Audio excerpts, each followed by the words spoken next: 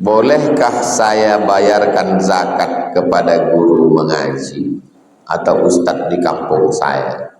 Uang zakat yang dapat guru ustadz apakah boleh diambil? Apakah boleh dia ambil atau dibagikan lagi? Tak boleh keluar dari 8 kotak, 8 asnaf. Kita punya guru ngaji. Guru ngaji kita ini masuknya kemana?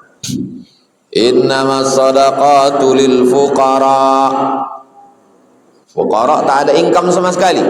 Orang tua umur 70, tak ada kebun, tak ada anak, sebatang kara. Masuk dia fakir. Wal masakin. Ada income 500.000 sebulan.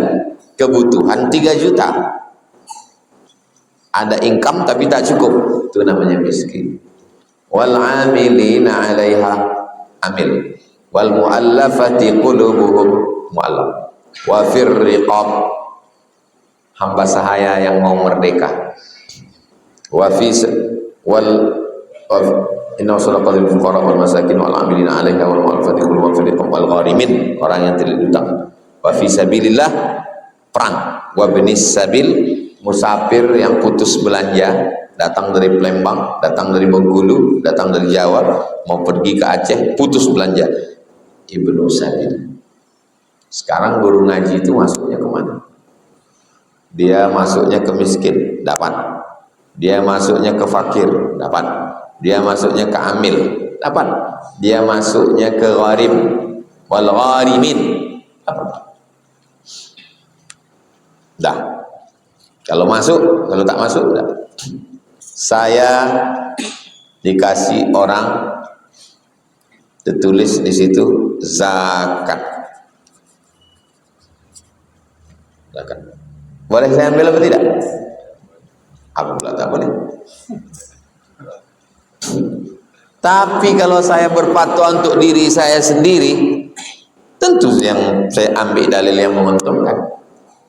Maka kalau untuk diri saya tak bertanya ke diri saya tanya Komisi Fatwa MUI Provinsi Riau. Assalamualaikum Ustaz. Waalaikumsalam. Saya dikasih orang zakat, bolehkah saya ambil? Tidak. Antum tak masuk dalam 8 asnaf. Saya balikkan. Mohon maaf ya Pak, jangan tersinggung. Kata Komisi Fatwa, aku tak masuk. Jaga diri. Jadi antum nanti kalau pulang ada orang ngasih zakat, antum tanya kawan, aku dapat enggak? Ditanyanya balik, aku dapat berapa? Gitu deh.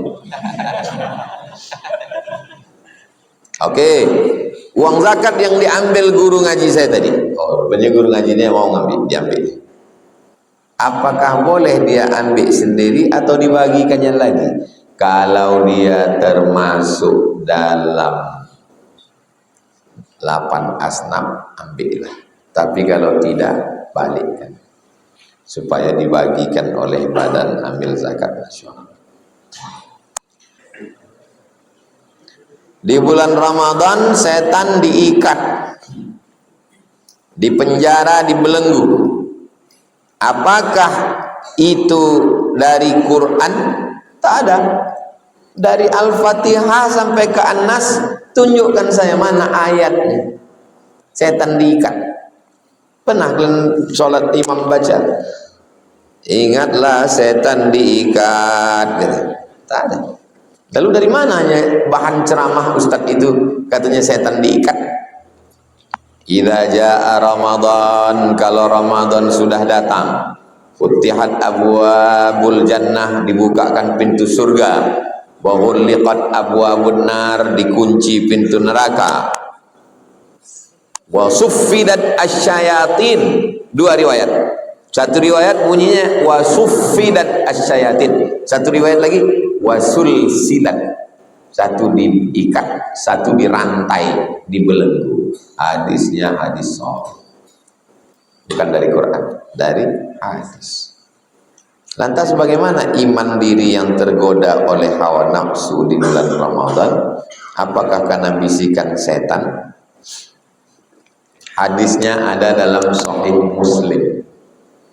Kalau hadis itu ada dalam Sahih Muslim, bagaimana cara kita memahami hadis ini? Baca syarah.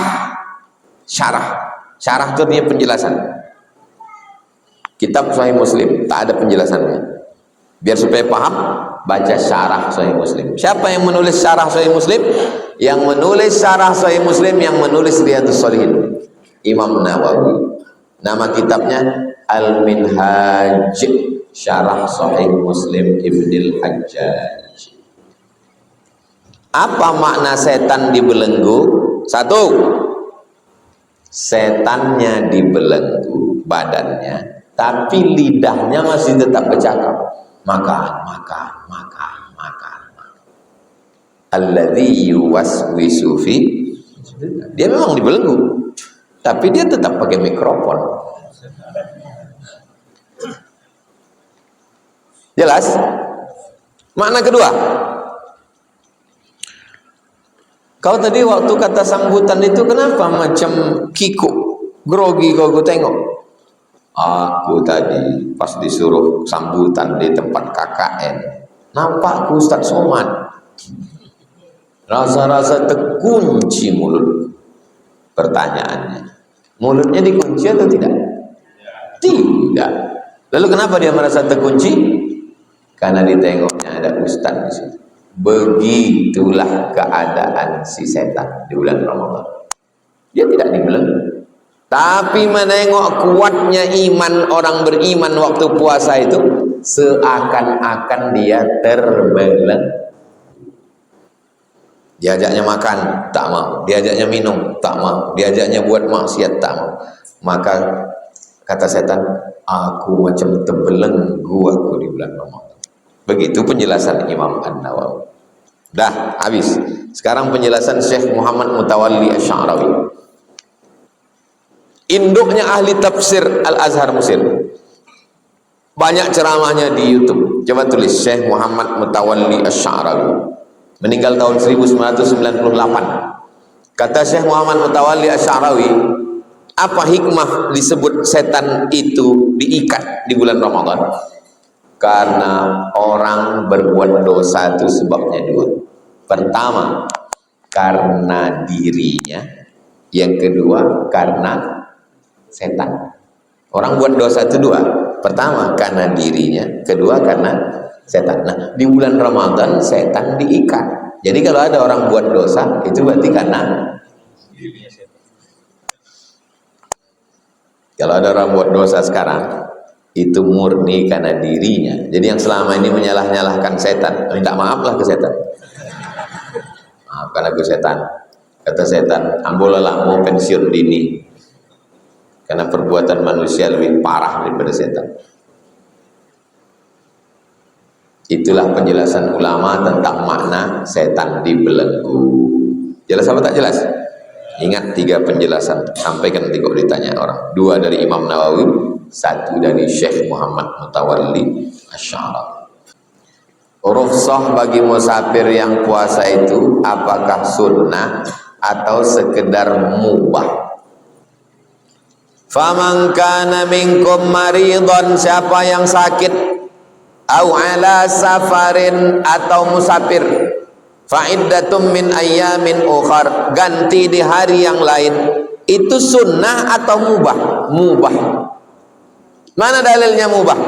La yalumanna minnal muftir as-shaim. Waktu kami pergi ke Makkah, kami sedang puasa, yang puasa tak ngejek yang tak puasa, yang tak puasa tak mengejek yang puasa. Itu menunjukkan dia mubah. Karena kalau sunnah, pasti semua sahabat melaksanakan sunnah. Jadi yang puasa jangan mengejek. Oh tak puasa ya, neraka jahanam. Yang puasa pun jangan ngejek yang tak puasa. Lebih baik berbuka atau puasa Pak Ustaz? Timbang-timbang dirimu. Kira-kira menurut kau mana? Aku pun bingung Pak Ustaz, sedang kau aja bingung terhadap diri kau sendiri, apalagi aku. Kita lah yang menimbang diri kita. Aku rasa-rasanya Pak Ustaz lagi bawa mobil nih sudah sampai Bagan Batu, Tadi berangkat dari Pekanbaru jam 7, sekarang Bagan Batu jam 1. Insya Allah nanti sampai ke Tanjung Balai maghrib. Masih kuat? Masih. Teruskan. Ini Pak Ustadz kalau begini nih sampai Ekanopan meninggal nih Pak Ustadz. Makan.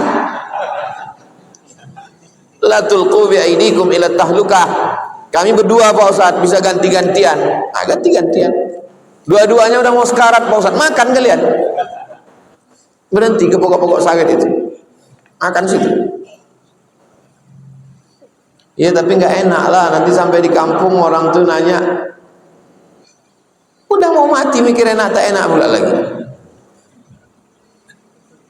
Bagaimana dengan Ustadz sendiri kalau sedang safar? Saya belum pernah membatalkan puasa karena musafir. Belum pernah. Baik menyetir sendiri ataupun disetirkan orang, tak pernah saya batalkan. Kalau bahasa Jawanya eman-eman. Kita udah makan sahur, tapi saya tak paksa orang ikut saya.